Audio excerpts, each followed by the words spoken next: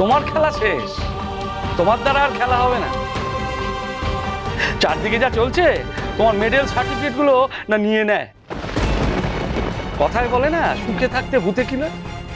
বেশ তো খেলাধুলো করছিলে, ভালো করে বিয়েও হয়েছিল, কপালটাও খুলে গিয়েছিল। তবে কি এমন হলো যে তুমি ওই দুষ্কৃতীদের খাতায় নাম লেখালে?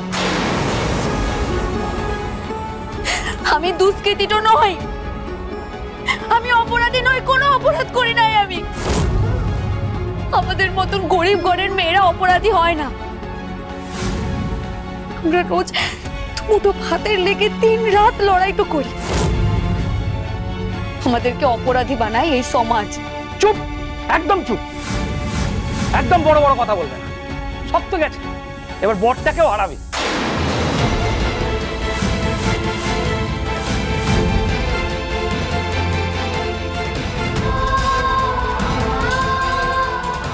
সত্যি কি উড়নবাবুটা আমাকে ভুল বুঝছে?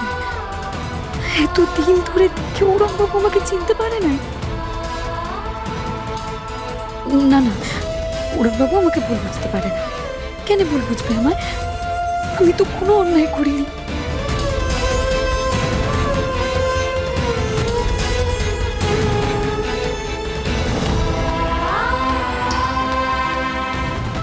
আমার নিজের লড়াইটাও নিজেকেই লড়তে হবে।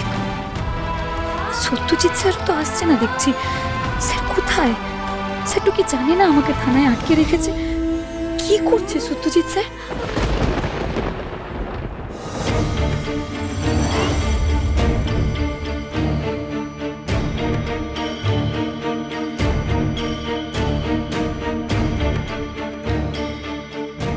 বড় বৌদি, কেস একেবারে জমে গেছে। রাঙার জামিন হয়নি, উল্টে দুষ্কৃতির চার্জ খেয়েছে। বড় বৌদি, তোমার ফার্স্ট প্ল্যান একদম সাকসেসফুল, এবং আমি শিওর তোমার দ্বিতীয় প্ল্যানটাও সাকসেসফুল হবে। রাঙামতির দাদার হাইড আউটের সমস্ত ইনফরমেশন পুলিশকে দিয়ে দেওয়া হয়েছে, আর কিছুক্ষণের মধ্যেই পুলিশ ওকে অ্যারেস্ট করবে।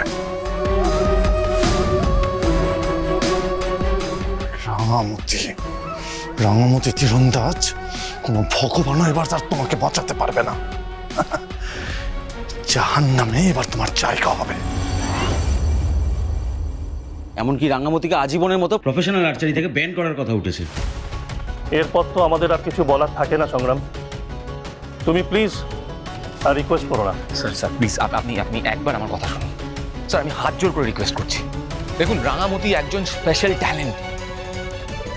ওর বিরুদ্ধে এরকম একটা অ্যাকশন নিলে স্যার ও কোনোদিন কাম ব্যাক করতে পারবে না। প্লিজ। তোমরা রাঙামতির বাড়িতে খবর পাঠাও,